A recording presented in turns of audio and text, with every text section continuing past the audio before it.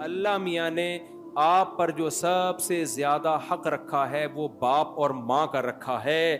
آج یہ حقوق بھی انسانی حقوق کے نام پہ ان کی حق تلفی ہو رہی ہے. کمال کی بات یہ ہے کہ دنیا میں ہم نے ٹریولنگ کی, عورتوں کے حقوق بھی ہیں, مردوں کے حقوق بھی ہیں, جانوروں کے حقوق بھی ہیں, کتوں کے حقوق بھی ہیں, بلیوں کے حقوق بھی, کینگرو کے حقوق بھی ہیں, لیکن ماں باپ کے حقوق پر بات کرنے والا پوری دنیا میں کوئی بھی نہیں ہے. مبہم نعرے ہیں عورتوں کے. کیا مطلب بھائی, عورت کے حقوق کا کیا مطلب ہے؟ مبہم نعرہ تو لگا دو نا عورت کے حقوق. اسلام نے مبہم نعرے نہیں لگائے. اسلام نے کہا عورت اگر بیوی کی شکل میں تو اس کے کچھ اور حقوق ہیں, بہن ہے تو اس کے حقوق کچھ اور ہیں, اماں ہے تو اس کے حقوق کچھ اور ہیں, بیٹی ہے تو اس کے حقوق کچھ اور ہیں. وہ ایکسپلین کرتا ہے, ہوائی نعرے نہیں لگاتا اسلام. گورے نے جو نعرے لگائے ہیں ہوائی نعرے ہیں, ویمن رائٹس, ہیومن رائٹس. ابے ہیومن کے انسانی حقوق کیا ہیں؟ اسلام نے بتایا انسانوں میں سب سے پہلے تمہاری ماں کا تمہارے باپ کا حق ہے, اس کے الگ حقوق ہیں, وہ پڑوسیوں کے الگ ہیں.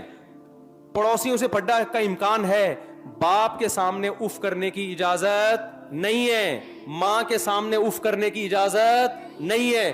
آپ نفلی نماز پڑھ رہے ہیں, پڑوسی آواز دے گا, بیوی آواز دے گی, بیوی کو شوہر آواز دے گا, کوئی نماز نہیں توڑے, نماز توڑنے کی اجازت نہیں. دوست آواز دے گا, نماز مت توڑو. باپ نے پکارا, دادا نے پکارا, ماں نے پکارا, دادی نانی نے پکارا, نماز توڑ کے ان کی پکار کا جواب دیں گے آپ. اتنا بڑا حق جو باپ دادا کا اور ماں اور نانی دادی کا رکھا ہے, یہ اللہ نے کسی کا نہیں رکھا اتنا بڑا حق. آج کیسے یار ان کے سامنے چیخ کے بات ہوتی ہے. میرے ایک جاننے والے تھے, واقعہ پرانا ہو گیا, اب ان کو نہیں پتا چلے گا میں ان کی بات کر رہا ہوں. وہ کیا تھے, اپنے باپ سے تمیز سے نہیں بات کرتے. میں نے جب ان کو سمجھایا یار جب تمہارے ابا سے ملو, تمہارے ابا تمہاری شکایت کر رہا ہے, تم ایک دم جو ہے نا ہائپر ہو جاتے ہو. تو مجھے کہنے لگے یار میں بلڈ پریشر کا مریض ہوں, مجھ سے برداشت نہیں ہوتا, میں بلڈ پریشر کا مریض ہوں, مجھ سے برداشت نہیں ہوتا, اور میرا ابا یہ, میرا پپا یوں, میرا ابا. تو ان کی ملٹی نیشنل کمپنی میں جاب لگ گئی. سمجھ میں آ رہی ہے بات؟ کمپنی میں کیا لگ گئی؟ جاب. اچھی پوسٹ پہ گئے, HR مینیجر بن گئے. مجھے خود اپنا واقعہ سنا رہے تھے, یار آج میں کسی امپلائی پہ غصہ ہوا, میری آواز اونچی ہو گئی, تو مجھے جو ان سے بھی بڑا کوئی تھا نا, کمپنی کا اونر ہوگا یا کوئی ڈائریکٹر ہوگا, اس نے مجھے بلایا اور مجھے کہا کہ آج کے بعد اونچی آواز آفس میں سننے کو نہ ملے. وہ پن ڈراپ سائلنٹ ہوتا ہے نا, کہہ رہا ہے ایسا ماحول تھا, ایسا چپ آرام سے, سب تمیز سے نا انسان کے بچوں کی طرح کام کر رہے ہیں, جیسے ہوتا ہے بڑی اچھی کمپنیوں میں. ہمارے گورنمنٹ کے اداروں, میں جرمنی کی ٹرین میں بیٹھا ہوا تھا نا, تو مجھے اپنی ٹرینیں یاد آئیں, بڑا مزہ آیا یار. ہم کیا کر رہے ہیں, ولاگ بنا رہے ہیں نا ٹرین میں, جرمنی میں نہیں, پتہ نہیں, جرمنی سے پیرس جا رہے تھے ہم نا ٹرین میں. جب بیٹھے ہم تو یہاں کے ٹرینوں کا اپنا مزہ ہے یار. تو اسٹیشن پہ نا ہم کوئی آواز ہی نہیں آنی گرمنڈے کی, کرارے پاپڑے اور سموسے یا کوئی اس طرح کی نا آڑی ترچی نہیں, گرمنڈے یا اس طرح کی آوازیں آ رہی ہوتی ہیں نا, کرارے پاپڑے, تو کچھ آواز ہی نہیں آ رہی. بڑے تمیز سے سارے وہ گورے آ رہے ہیں. میں نے کہا یار اتنی تمیز میں تو ڈپریشن ہوتی ہے انسان کو نا ایسی. اچھا کیا ہوا ہے کہ بڑی تمیز, گوروں میں تمیز بہت ہے, یہ ماننا پڑے گا, ڈسپلن, تمیز, لڑتے وڑتے نہیں ہے, یہ ہے, یہ پازیٹیو چیز ہے. ہم جب ٹرین کے اندر بیٹھے نا, تو اب سب چپ چاپ بیٹھے ہوئے ٹرین میں نا. 6-7 گھنٹے کا سفر تھا ہمارا, اور وہ ٹرینیں بھی الیکٹرک ٹرینیں تھی, وہ 350-400 کلومیٹر پر آور. اب کیا ہے کہ میں گوروں, میں تو بہت آبزرو کرتا ہوں یار, یہ کیسے تمیز سے بیٹھے ہوئے ہیں. کوئی لیپ ٹاپ پہ کام کر رہا ہے, کوئی کتاب کا مطالعہ کر رہا ہے, کسی نے کوئی بات ہی نہیں کر رہا, کہ کرنی بھی ہے تو بڑے آرام سے نا. کوئی فون آ رہا ہے تو اٹھ کے جا رہا ہے سیٹ سے, واش روم کے قریب جا کے بات کر رہے ہیں.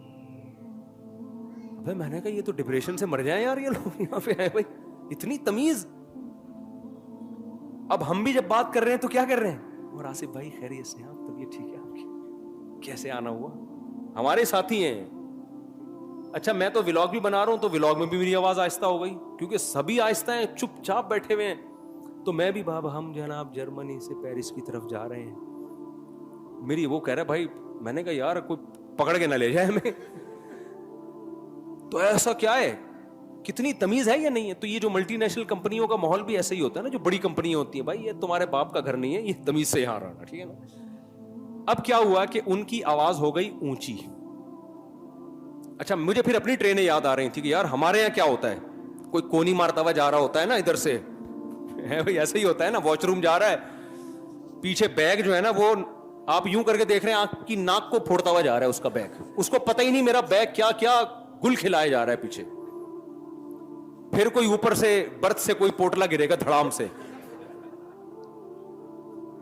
ہمارے ایک جاننے والے کا سچا واقعہ ہے, ان کے برتھ پہ نا چھوٹی بچی تھی, وہ پتہ نہیں ٹرین نے زور سے بریک لگائی ہے کیا ہوا ہے, بچی گری نیچے, وہ شکر ہے بندے نے کیچ کر لی اس کو نیچے نا, ورنہ ٹرین میں اس کی ہڈی پسلی ایک ہو گئی تھی. ہماری ٹرینوں کی ٹیکنالوجی دیکھو یار, ایک آدمی ٹرین میں چڑھا, برتھ پہ جا کے سو گیا, ٹرین لاہور جا رہی تھی, اب لاہور میں گئی ہے, دھل دھلا کے واپس آ گئی, اس کی آنکھ کھلی راستے میں, اس نے نیچے والوں سے پوچھا کہاں جا رہے ہیں, انہوں نے کہا ہم تو کراچی جا رہے ہیں. کہہ رہے یار کیا سائنس کی ترقی ہے یار, ایک ہی ٹرین ہے, برتھ لاہور جا رہی ہے, نیچے کی سیٹیں کہاں جا رہی ہیں. سائنس ٹیکنالوجی یا تو ترقی ہو نہیں رہی تھی یا ہوئی ہے تو ہو بھائی اتنی ہو گئی. اچھا خیر, تو وہ مجھے کہتے ہیں کہ میں نے کیا کیا, میں نے, باس نے مجھے کہا کہ آج کے بعد دوبارہ آواز اونچی ہوئی تو چھٹی آپ کی, یہ پہلی دفعہ یہاں ہوا.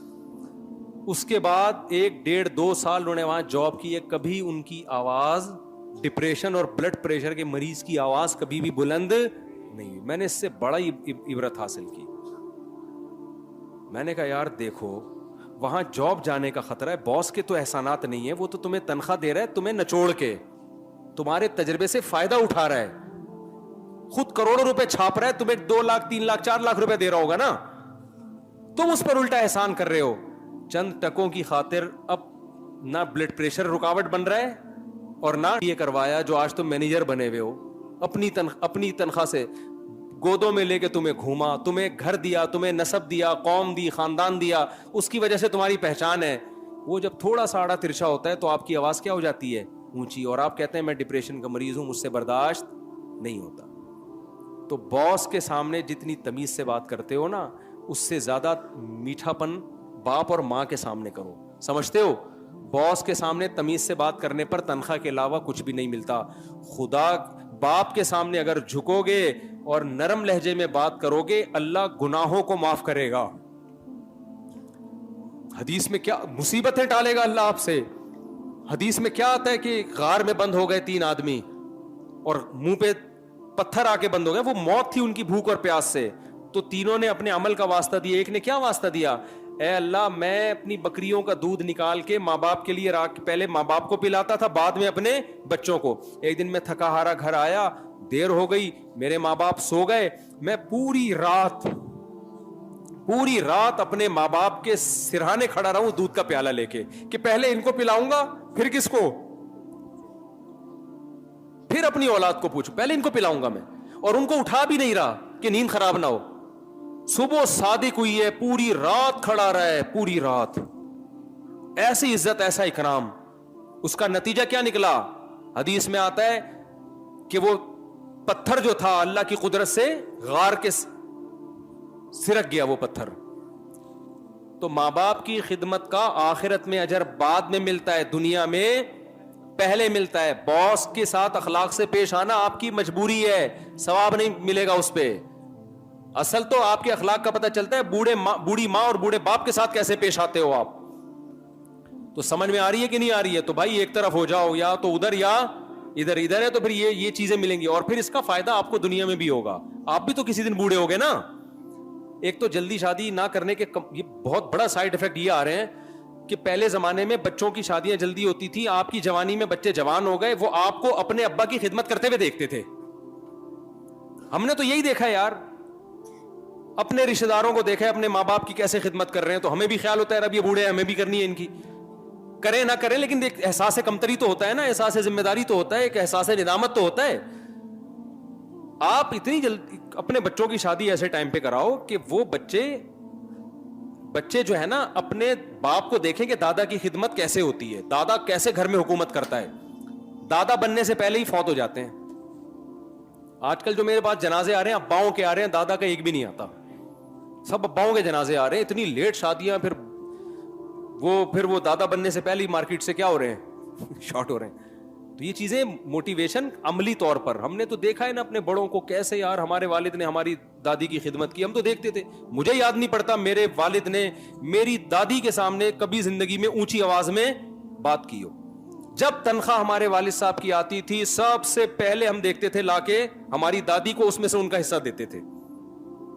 سب سے پہلے ہم دیکھتے تھے کہ ابا جب گھر میں آئیں گے اماں کے ہاتھ میں بعد میں پیسہ جائے گا, ابا کی اماں کے ہاتھ میں, یعنی ہماری اماں کے ہاتھ میں بعد میں, ہماری دادی کے ہاتھ میں پہلے جاتے تھے پیسے. تو یہ چیزیں دیکھتا ہے نا انسان, تبھی ہمیں بھی یہ جذبہ ہوا کہ یار ہماری جب تنخواہ آئے گی تو ہم کس کے ہاتھ میں رکھیں گے, ابا کے ہاتھ میں رکھیں گے. تو یہ چیزیں دیکھ ہی نہیں رہے لوگ. تو یہ بھی سارا واٹ لگ گئی ہے پورے سوسائٹی کی جو ہے نا کلچر کی. تو وجہ اس کی یہ کہ نہ ادھر کے رہے نا, اچھا گورے سے بری چیزیں سیکھ رہے ہیں, اچھی والی پھر بھی نہیں سیکھ رہے. تعریف کرتے ہیں گورا جھوٹ نہیں بولتا, مسلمان وہاں جا کے دبا کے جھوٹ بولتے ہیں. صحیح ہے نا. اور گورا جو ہے وہ ٹریفک کے قوانین کی پابندی کرتا ہے, ٹریفک کے قوانین میں گورے کو فالو نہیں کیا جاتا. گورا ٹیکس دیتا ہے, ٹیکس نہیں دیا جاتا. یہ ساری چیزیں مانتے ہیں. گند سارا وہاں سے لے لیا ہم نے. گورا پیتا ہے یونیورسٹیوں میں, پینے پلانے کا کیا ہے. گورا گرل فرینڈ رکھتا ہے, گرل فرینڈ یہاں بھی رکھی جا رہی ہے.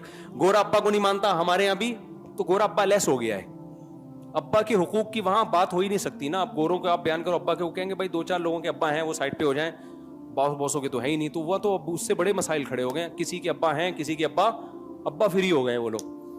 تو یہ بڑے حساب کتاب چل رہے ہیں. تو میرے بھائی آپ ایک طرف ہو جاؤ, خدا کی قسم دنیا میں سکون ملے گا, کیونکہ نبی نے فرمایا ایمان کی مٹھاس وہ شخص چکھ لے گا جو دل سے ایمان کو قبول کر لے, اس کو اسلام میں مزہ آنا شروع ہو جائے گا.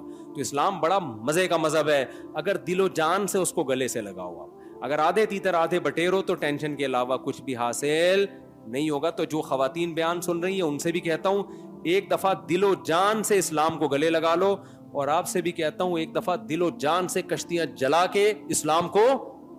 طارق بن زیاد نے کشتیاں جلا دی تھی نا کہ یار اب واپسی کا آپشن ختم کر دیا, اب تو لڑنا ہی ہے, جب مرنا ہی ہے تو پھر جنگ جیت کے جائیں گے ہم, ٹھیک ہے نا, کیونکہ وہاں بھی پیچھے دریا ہے مریں گے. تو یہ کشتیاں جلا کے اسلام میں داخل ہو. سمجھتے ہو کہ نہیں سمجھتے؟ اللہ سمجھنے کی عمل کی توفیق عطا فرمائے.